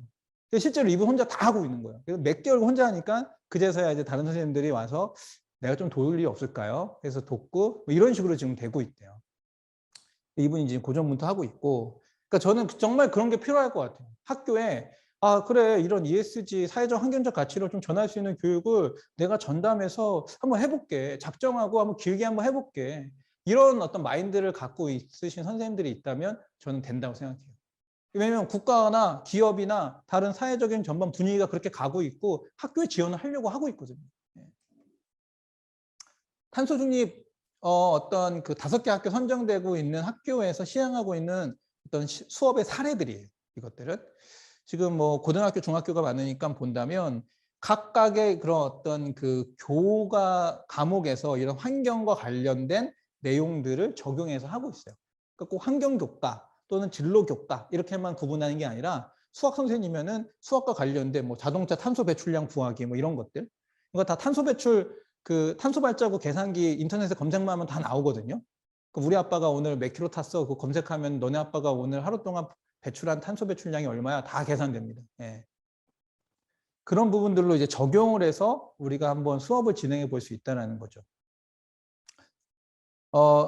물론 이런 자료들을 요청하시면 이 PPT 내용 다 이제 보내드릴 거기 때문에 지금은 이렇게 간단하게 스킵만 하고 실제로 받아보시면서 이렇게 체크하셔도 좋을 것 같아요. 저는 이런 질문을 한번 해봤으면 좋겠다는 생각이 들었어요. 선생님들 학교에서 쓰레기가 얼마나 나올지 생각해 본 적 있으세요? 우리 학교에서 하루에 쓰레기가 얼마나 나올까? 생각해 보신 분 있으세요? 별로 없으시죠? 네. 쉽지 않거든요. 네. 우리는 쓰레기 정말 잘 버려, 분리수거 정말 신경 쓰면서 하나요? 선생님들이 하나요? 아니면 애들이 하나요? 네. 분리수거장 애들한테 맡겨놓으면 그 깨끗하게 관리가 될까요? 거기서부터 시작할 수 있거든요, 우리가. 다른 게 교육이 아니라 학교의 생활과 관련된 것부터 우리가 프로젝트를 시작하면서 교육할 수 있어요. 그런 부분들. 그리고 예를 들어서 A라는 학생이 자전거를 타고 등교하는데 걔한테 야, 너 자전거 타고 다녀서 일반 대중교통이나 자가용으로 뭐 오는 애보다 탄소가 얼마큼 절감됐는지를 걔한테 딱 알려주면 걔가 얼마나 기뻐할까요? 너가 1년 동안 탄소 배출 절감한 양이 이만큼이야. 너 그거 알고 있어. 이걸 조금 더 시스템하고 체계화 시킨다면은 뭐 카드 같은 거 하나 만들어줘가지고 찍을 때마다 너 계속 숫자적으로 보여주면 너무 좋을 것 같아요. 애들이 신나서 자전거 타지 않을까요? 그리고 학교의 매점이나 이런 부분들도 이런 친환경 용품이나 이런 것들을 구매할 수 있는 그런 팝업 스토어 이런 부분들이 좀 아이들한테 쉽게 구매할 수 있도록 만들어내는 것도 저도 되게 좋은 영역일 것 같고, 교복 같은 경우도 교복. 네. 교복은 안 빨수록 친환경이라고 생각하는데 교복 맨날 빨수록 뭐 물 많이 쓸 거잖아요. 전기도 많이 쓰고. 안 빨 수 있는 아주 진짜 튼튼하고 막 이런 걸로 해야 되는데 그렇지 않죠. 네. 하여튼간 이런 부분들 아주 학교에서 일어나는 세세한 것들을 환경적으로 다시 한번 생각해 보는 거, 그런 노력들을 우리가 시작점으로 해봐도 전 참 좋겠다라는 생각을 해본다는 거예요. 그래서 캔버스 멘토하고 러블리 페이퍼가 이렇게 협약을 맺고 준비를 했어요. 아, 이제 우리가 학교에 그런 것들을 좀 선생님들을 지원하자. 선생님들이 고민하고 있을 때 같이 고민해주고, 같이 컨텐츠도 만들어주고, 같이 이제 뭐 아이들이 하고 있는 어떤 적절한 요소들, 지역과 어떤 선생님들의 상황들을 헤아리면서 만들어보자라고 이제 협약을 해서 본격적으로 이제 내년부터 하려고 합니다. 네. 더불어서 이제 뭐 아직 이제 오늘 언론 보도자에 의하면 미국의 캔버스 멘토에서 진행하는 그 ESG 연구소가 생겨요. 미국의 교수님이 ESG를 전공하는 교수님이 전담하는 연구소가 생기는데, 그 연구소와 캔버스 멘토와 러블리 페이퍼가 합작해서 뭔가를 만들어내면 저는 대단한 게 나올 것 같아요. 예. 그런 어떤 좀 자신감을 갖고서는 내년을 좀 준비하고 있습니다. 이 부분은 좀 큰 그림을 그려본 거예요. 예를 들어서 기존의 교육에다가 ESG라는 것들을 뭐 MSG가 조미료고 첨가제인데 그런 것처럼 ESG를 좀 조미료처럼 가미하는 거예요. 그러면 기업가 정신 캠프다 이럴 때 ESG 기업가 정신 캠프, 즉 사회적 환경적으로 어떤 창업을 하고 기업을 운영하려고 하는 지금의 풍토와 그런 내용들에 대해서 집중적으로 알아보는 거죠. 그리고 보드게임도 환경과 관련된 보드게임에 환경 관련된 직업군이 어마어마하게 많습니다. 여러분들이 모르는 그것만 아주 임팩트하게 살펴보는 거예요. 그리고 실제로 그 교실 안에서 뭐 어떤 탄소 배출 거래도 실행해보고 그것이 현금화 된다는 과정도 익혀보고 이런 어떤 시뮬레이션도 해볼 수 있을 것 같아요. 그리고 친환경 DIY 키트로 이거 좀 재미죠. 재미난 요소들. 이런 재미 요소들로 아이들한테 더 자극을 주고 또 집에까지 가져가게 해서 집에서 계속 이렇게 좀 볼 수 있고 상기시킬 수 있도록 할 수 있고요. 이 부분은 어떤 교육과 좀 관련된 건 아닌데 학교 안에서 이제는 교실도 친환경 자재로 친환경 인테리어를 한 교실들, 다목적실들, 그리고 친환경 분리배출장. 지금 학교 분리배출을 보면 다 엉망진창일걸요, 지금. 관리하는 사람이 없어서 그래요. 예. 근데 제가 이런 생각했어요. 만약에 동네에 폐주민 어르신 한 분이 하루에 4시간씩만 가서 그거 관리해주면 일자리도 창출되고 거기도 엄청나게 깨끗하게 관리될 텐데, 그 애들 중 한 명 시켜가지고 하면 그 애들 너무 싫어할 거란 말이에요. 근데 늦게 끝나고. 그리고 여기 친환경 학교, 그래서 에너지와 쓰레기를 자원순환과 신재생 에너지를 병행하면서 잘 쓸 수 있는 거. 태양광 발전 같은 거는 많이들 하고 계실 거예요, 아마. 일부 학교에서는. 근데 이제 쓰레기의 자원순환, 제로웨이스트까지 이루는 그런 어떤 내용들을 이뤄보면 좋겠다라고 해서 이렇게 한번 크게 한번 이미지를 구성해 봤습니다.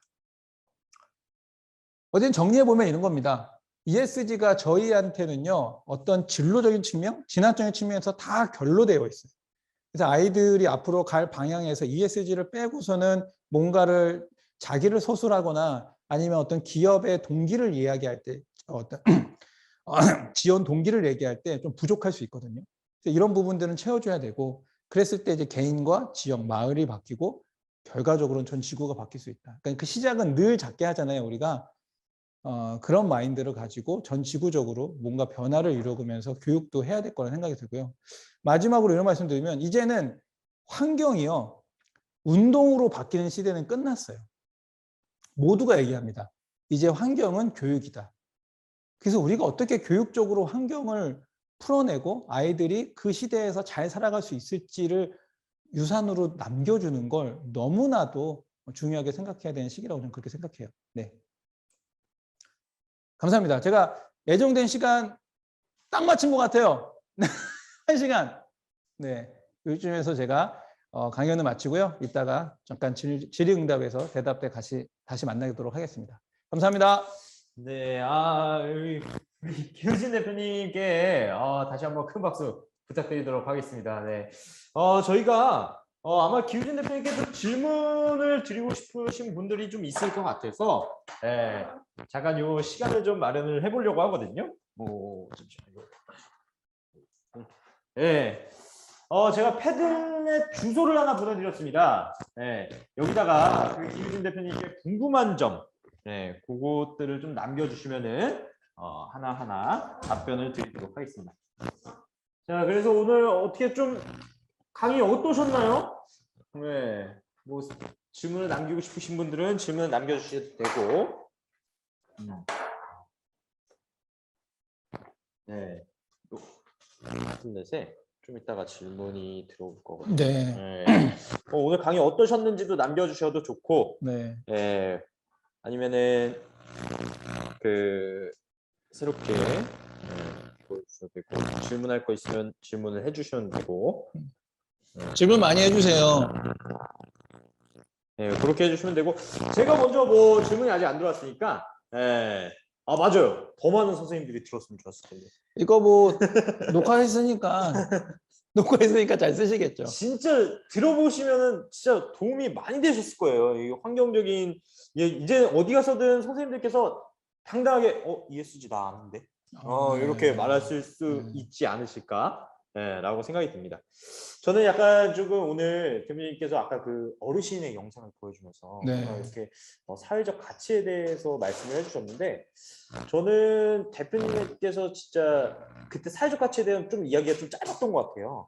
사회적 가치, 대표님 생각하시는 사회적 가치는 무엇이고 그거의 본질은 좀 무엇인지 그걸 좀 자세하게 좀 말씀해 주시죠. 네. 그래서 저는 그렇게 생각해요. 제가 이제 어디서 얘기하는 거 이런 거거든요. 관점을 바꾸면 관심이 가는 이웃이 보이고 그들과 관계를 회복하는 게 곧 사회적 가치다. 이렇게 얘기하거든요. 그래서 관점, 관심, 관계. 그래서 이걸 제가 삼관왕이라고 이름을 붙였어요. 삼관왕. 삼관왕. 관이 들어가요. 삼관왕 하자. 그래서 우리 실제로 사람들이 주변을 잘 못 봐요. 저도 그랬고요. 제가 폐준 어르신들이 눈에 들어오고 같이 뭔가 이야기 나누고 이런 것들이 결국은 그런 관점과 관심과 관계의 어떤 사슬 아닐까, 좀 그렇게 생각을 합니다. 그래서 그게 제가 생각하는 사회적 가치의 본질을 생각해요. 이거는 이제 대입법으로 폐준 어르신이 아니라 예를 들면은 뭐 노숙자가 될 수도 있겠죠. 그리고 어떤 분들은 뭐 환경 기후 변화가 될 수도 있을 거예요. 이렇게 대입법으로 계속 다른 것들을 매치시켜도 그러한 논리는 좀 동일하게 적용된다고 생각이 들어요. 그럼 먼저 관점을 바꾸고 관심을 가져야 되고 관계를 내적해서 네. 그런 것들을 사회적 가치로 이제 만들어 그렇죠. 그런 거군요. 네. 알겠습니다. 이제 지금 저기에다가 질문을 남겨주셨는데 예. 환경 문제를 이용한 진로 수업을 고민해 봐야겠네요. 네. 혹시 수업 교구로 만들어진 게 있을까요? 수업 교구. 네. 앞서 말씀드렸던 저희 이제 적절한 거는 저런 북구검 키트가 저희가 나가고 있는 수업 교구고요. 그거 같은 경우는 뭐 제작 설명서나 아니면 관련 뭐 제작 가이드나 다 있으니까 영상도 있고 종류 설명서도 있고 쓰시기에는 무리가 없습니다. 그리고 저거를 가지고선 선생님들께서 예를 들어서 북구검을 붙이지 않고 그 이유에다가 자기네들 수업을 한 이후에 피드백을 적어서 뭐 갖고 있는 이제 그런 경우들도 있거든요. 예를 들면은 이번 수업의 어떠한 자기 다짐 이런 것들을 그 캔버스에다가 만들어 놓고 직접 네임펜으로 써보는 거죠. 뭐 이런 식의 활동도 하시는 분도 계시고요. 그래서 저희 이제 북구검 저 키트를 가지고선 좀 다양하게 활용해 볼 수는 있어요. 네. 아마 그 캔버스가 완성된 모습이 어떤 건지 모르실 것 같아가지고 요거를 좀 보여드리면 될 것 같아요. 캔버스가 완성되면은 이렇게 되거든요. 액자에다가 이렇게 액자에다가 캔버스를 이렇게 해가지고 이렇게 딱 올려놓는 이런 형태이거든요. 여기 나중에 이걸 만드는 거예요. 네네. 요게 이제 펫박스로 만든 거고. 네네네. 이천이 아까 광목천. 네. 호텔. 호텔. 그거는 북구검. 그건 북구검이고. 북구검. 요거는 다른 거. 요거는 이런 형태로 만들어지는 요거가 있고. 질문이 좀 몇 개 들어왔습니다. 네. 환경 수업을 어떻게 시작해야 할까요? 환경 문제에 관심은 있지만 어떻게 접근해야 될지 잘 모르겠습니다. 환경 교육을 해보고 싶지만 잘 모르는 상태에서 어떻게 시작을? 혹시 그 진로 선생님이라면 진로적 관점에서 환경을 먼저 터치하는 게 좀 바람직하다고 보거든요. 그러니까 예를 들면 이런 거죠. 아까 얘기한 것처럼 환경과 관련된 직업군이 되게 많을 거예요. 그 직업에 대해서 준비하고 있는 대학 학과, 전공 학과도 되게 많을 거예요. 그런 학과와 직업을 먼저 잘 서칭해서 이들 고등학생이든 중학생이든 이들한테 이제 가이드 할 수 있겠죠. 1차적으로는 뭐 1차시 수업을 한다면 그러면 이제 이들이 이렇게 많이 일어나는데 이들의 역할들 하는 일들 보면 다 예를 들어서 탄소 배출을 거래하는 사람이라든지 아니면은 환경공학이라든지 아니면 신재생 에너지를 개발한다는 건지 아니면 그거를 이제 영업한 사람이든지 뭐 이런 식의 그들이 하는 역할에서 또 하나의 이 환경적 이슈로 다 갈래가 뻗어나가요. 그때 이제 이거에 대해서 집중적으로 살펴보는 거죠. 그럼 신재생 에너지가 뭐가 있고 그것들은 왜 우리가 해야 되며 이것들이 앞으로 시장이 어떻게 형성될 거다. 그래서 이 직업이 이 학과가 앞으로도 계속해서 유망하다. 나갈 수 있다. 뭐 이런 것들을 진로적 관점, 진학적 관점에서 이렇게 연결하면서 환경 문제가 자연스럽게 이렇게 고구마 이렇게 하나 뜯으면 두루룩 오듯이 환경 문제는 두루룩 올 수 있거든요. 예. 그렇게 풀어내시는 게 진로 선생님 입장에서는 오히려 더 편하실 것 같다는 생각이 들어요. 예. 그리고 애들도 입장할 때도 생뚱맞지 않고. 그러면은 지금 또 다른 질문이 들어왔는데 초중고 학교의 체험뿐만 아니라 강의도 나가고 계신지 궁금하다고 하시네요. 네. 강의는 많이 나갑니다. 강의 강의. 많이 나가고 강의 나가면은 이제 좋아하죠, 애들이. 근데 기업도 운영하시고 강의도 하시는 네. 바빠서 좀 많이 많이 바빠요. 네, 많이 좀 바빠요. 어려우실 것 같고 약간 또 하나의 또 질문이 들어왔네요. 이익 창출이 되나요? 이익 창출. 네. 왜냐 비싼 원자재 구입, 안 네, 비싼 맞아요. 판매가 이거 이익 창출 되는지. 저는 이렇게 생각해요. 러블리 페이퍼가 그 설립의 목적은 이윤의 추구가 아니에요. 왜냐면 그건 기업이 하는 거예요. 우리 사회적 기업의 소셜 미션 아까 얘기했잖아요. 일반 기업의 소셜 미션은 숫자로 얘기할 수 있어요. 나는 초일류 기업이 돼서 연매출을 300조 찍겠어. 300조, 우리 기업 나중에 300조, 400조, 500조 이렇게 찍겠어. 이게 일반 기업이 얘기하는 논리예요. 그들한테는 연매출이 어떻게 돼요? 이익이 나세요? 이거는 전 되게 정당한 질문이라고 봐요. 근데 사회적 기업한테는 사회적 기업이 돈 벌려고 했으면 사회적 기업 안 했죠, 저도. 저희는 이제 어르신들의 삶을 바꿔보자고 한 거잖아요. 그래서 우리의 이익은 그분들의 삶을 바꿀 수 있는 수단인 거죠. 그래서 너무 폭발적이지 않아요. 사실 지금 폭발적이지 않지만 이익은 나죠. 근데 그 이익이 어떻게 됩니까? 다시 어르신들한테 환원돼요. 실제로 우리 러블리 페이퍼의 정관에 순이익의 3분의 2는 사회 목적 재투자를 해야 된다고 써 있어요. 그러니까는 제가 100% 주식을 다 갖고 있는데 그게 다 제게 안 되는 구조예요. 사회적 기업은 구조가 그래요. 그래서 이익이 나도 저는 별로 좋지도 않고요. 이거를 기업 안에 다 쓰는 게 나아요. 더 고용을 많이 하고, 그렇죠? 더 재료 더 비싸게 사고 이게 더 나아요. 그걸 너무 아끼고 해서 이익 나가지고 다 내 걸로 만들고 이런 것보다는. 네. 근데 생활은 해요. 생활은 합니다. 선생님들 걱정하지 마세요. 네, 저 브랜드는 뭐 명품은 못 사도요. 명품은 못 사도 그냥 먹고 살 만큼은 삽니다. 네. 집도 샀어요. 네, 집도 샀어요.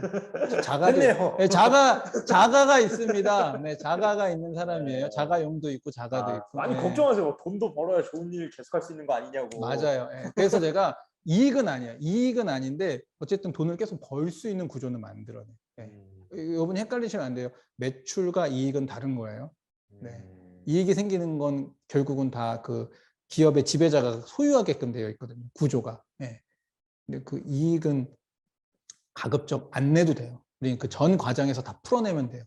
매출을 쓰면서. 진짜 기업의 종류가 여러 가지가 있잖아요. 네. 사회적 기업에는 러블리 페이퍼가 있다라고 예시를 선생님들께서 들어주시기에 진짜 너무 좋은 거예요. 네. 뭐 참고로 제가 인천시에서 사회적 경제 교과서를 새롭게 만드는데요. 저희가 이제 대표 사례로 이렇게 들어갔어요. 2기업 들어갔는데 저희가 하나 들어갔거든요. 그러니까는 교과서에 실린 회사인데. 네. 대표적인 사례는 많습니다. 네. 러블리 페이퍼에서 함께 일하시는 분은 몇 분일까요? 지금 7분 계세요. 저 제외하고 7분.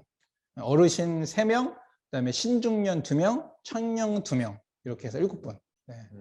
그래서 가장 어린 청년과 가장 나이 많은 어르신의 나이 차가 62세 차이 나요. 근데 그들이 같이 한 공간에서 서로 그냥 만들고 얘기하고 하고 있단 말이에요. 좀 그게 너무 좋은 거예요. 그 조직 문화. 어디 가서 회사 생활에서 62살 차이 나는 분들이 같이 생활을 하겠어요. 학교도 교장 선생님이 정년퇴직할 나이인데. 알겠습니다. 그러면 요거를 질문으로 마지막으로 좀 해야 될 것 같아요. 아까 저는 좀 그 부분이 좀 와닿았거든요.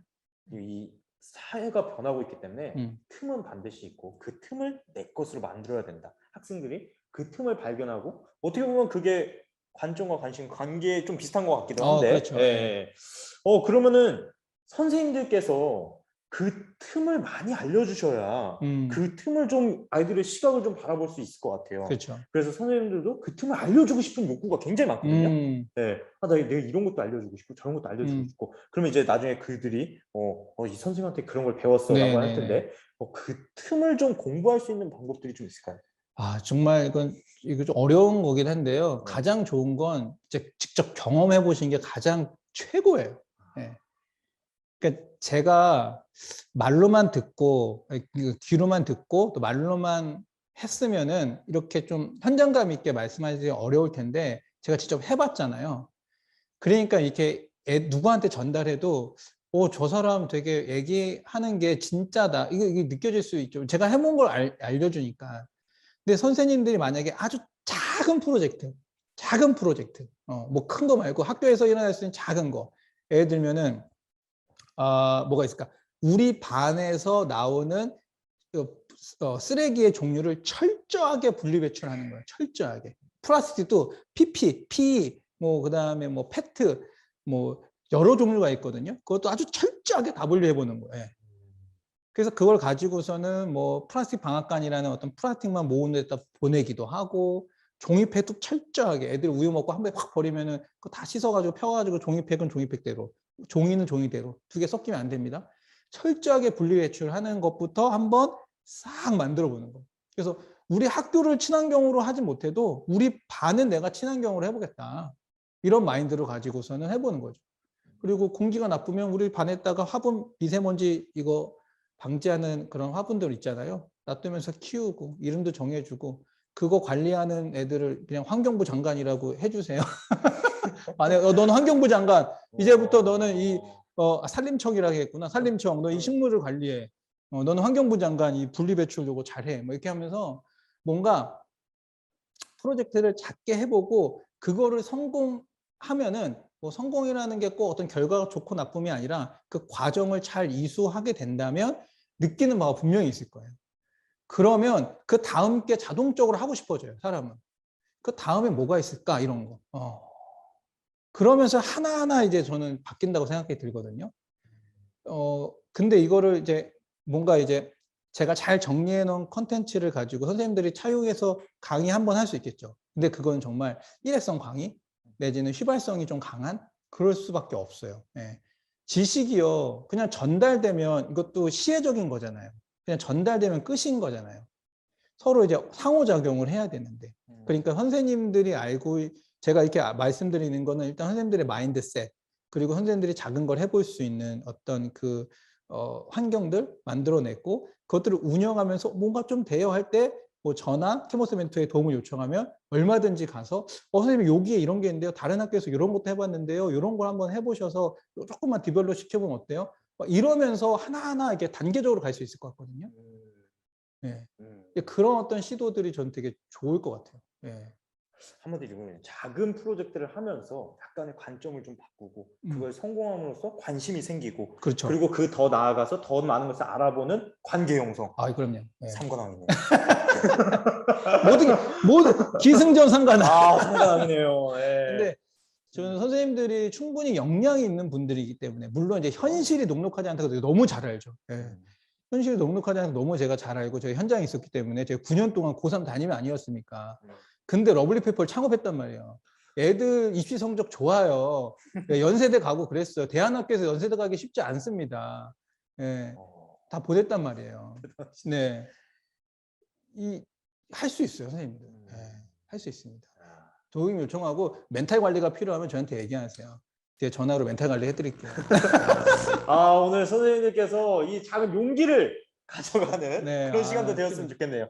네, 오늘 시간 관계상 꼭 여기까지 하고 우리 질문까지 친절하게 답변해 주신 우리 기우진 대표님께 다시 한번 박수 부탁드리도록 하겠습니다. 감사합니다. 네, 감사합니다. 네, 감사합니다. 네, 지금 시간이 굉장히 오버가 돼서 오늘 열심히 참여해 주신 두 분 계세요. 오늘 재밌었나요? 재밌었어요? 만족도? 만족도 굿. 좋습니다. 자, 오늘 열심히 참여해 주신 두 분 지금 발표하도록 하겠습니다. 경민님, 박향수님 축하드립니다. 축하드립니다. 제 개인 1대1 채팅방에 성함, 연락처, 주소 남겨주시면은 요거 북구공 키트 요거 보내드리도록 하겠습니다. 네. 미니 북구공 키트가 뭔지 모르겠다 하시는 분들은 아래 지금 링크 하나 보내드렸는데 그거 한번 들어가셔서 이게 도대체 어떤 건가 한번 보시면 좋을 것 같아요. 그리고 오늘 본 내용을 좀 다시 보고 싶다 하시는 분들 아니면 이 내용이 진짜 좋았잖아요. 환경에 대한 어디가 이 선생님들만을 위해서 이런 ESG를 강의한 내용이 저는 없다고 봅니다. 이 강의를 다른 분들께 추천해 주고 싶다 하시는 분들은 캠퍼스 멘토 교구몰에 티타임 다시 보기라는 칸이 있으니까 여기를 주소를 보내드려서 다른 분들도 한번 보시고 아니면 선생님들이 요거 한번 보셔서 공부하신 다음에 좀 다른 분들께 좀 공유를 해주세요. 이런 지금 ESG가 너무 핫한데 나 그거 모르겠다 하면은 선생님들께서 한번 강의도 해주시고 알려주시고 그래서 지금 선생님들은 이 티타임을 들으시면 진짜 얼리 어댑터예요. 정말 빠르게 알아가시는 게 아닐까 싶습니다. 그래서 저는 선생님들께서 이런 ESG도 알아가고 뭔가 사회적 기업이 있다라는 것도 많이 알아가서 그 학생들에게 많은 틈들이 있다는 걸 알려주셨으면 좋겠어요. 이런 것도 있고 저런 것도 있고 이런 것들을 많이 알려주는 그런 모습을 기대해 보도록 하겠습니다. 오늘 북구공 링크 연결 안 돼요? 다시 한번 나중에 보내드릴게요. 자, 그리고 티타임 공지방에 혹시나 안 들어오신 분들은 공지방 링크 있으니까 나중에 한번 가시면 되고요. 오늘 티타임 피드백을 남겨주신 분들한테 또 오늘 강의한 교환도 보내드리니까 피드백 꼭 남겨주시고 이메일 주소를 남겨주셔야 제가 일괄적으로 한 번에 보내드릴 수 있으니까 꼭 피드백을 나중에 안 남기셔서 저한테 1대1 채팅방으로 그런 분들이 많이 계세요. 피드백에 꼭 이메일 꼭 남겨주시면 제가 일괄적으로 한 번에 보내드리도록 하겠습니다. 그리고 다음 또 시간이 있죠. 다음 시간에 만날 또 티타임은 흥미 적성 검사에 관련된 내용을 좀 말씀드립니다. 지금 캠퍼스 멘토와 함께하고 있는 프로젝트 중에 하나인데요. 조금 그 개개인의 흥미 적성부터 추천 직업, 학과까지 파악이 가능한 온라인 흥미 적성 검사에 대해서 선생님들께 또 말씀드리려고 하니까 이런 것들 흥미 검사에 관심 있으신 분들은 놓치시면 안 되는데 다음 티타임은 수능이 좀 껴있어가지고 11월 23일에 진행이 됩니다. 11월 23일 화요일 저녁 8시에 찾아올 거니까요. 그때 많은 기대를 부탁드리도록 하겠습니다. 자, 오늘 혹시 전체 화면에서 저의 좀 달라진 모습을 좀 보신 분들이 있으실까요? 발견 못하셨구나. 제가 저번 주에 이제 결혼을 마치고 품절남이 돼서 돌아왔습니다. 그래서 지금 빠르게 보신 분들은 반지를 보셨을 수도 있을 건데 제가 이제 얼굴이 좀 탔어요. 제주도에서 많이 돌아다녀가지고 좀 많이 탔습니다. 좀 어제 지금 제주도에서 와서 좀 시차 적응이 좀 안 되는데 열심히 오늘 티타임을 위해서 오늘 출근을 했습니다. 그래서 오늘 선생님들께 좋은 내용 드린 것 같아서 너무나 기분 좋고요. 다음 주 3주 후에 11월 23일에 또 알찬 강의로 찾아뵙도록 하겠습니다. 네, 오늘 정말 함께해 주신 모든 TT분들 너무나 감사드리고요. 오늘 마치도록 하겠습니다. 저는 친절한 동준 씨였습니다. 감사합니다.